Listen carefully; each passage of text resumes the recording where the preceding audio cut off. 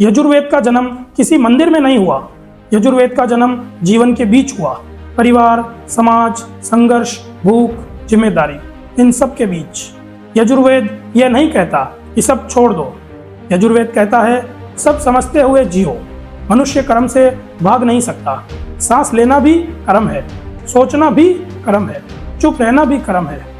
यजुर्वेद का पहला सत्य यही है, कर्म से मुक्ति नहीं, कर्म की समझ से मुक्ति है। आज कर्म को पाप पुण्य के तराजू में तोला जाता है, लेकिन यजुर्वेद में कर्म कोई नैतिक लेन देन नहीं है। कर्म चेतना की दिशा है। जिस चेतना से कर्म होता है उसी चेतना में मनुष्य ढलता है। यजुर्वेद यही एक बहुत गहरी बात कहता है, कर्म तुम्हें बांधता नहीं, अज्ञान बांधता है। अगर कर्म समझ से किया जाए तो वही कर्म मुक्त करता है। इसलिए यजुर्वेद त्याग नहीं सिखाता, जिम्मेदारी सिखाता है। यज्ञ का अर्थ यहीं से समझना जरूरी है। आज यज्ञ लकड़ी, घी और मंत्रों तक सीमित कर दिया गया है, लेकिन यजुर्वेद के समय यज्ञ एक मानसिक स्थिति थी। यज्ञ का अर्थ है देना। देना केवल अग्नि को नहीं, देना जीवन को, समय देना, श्रम देना, ईमानदारी देना, अहंकार देना।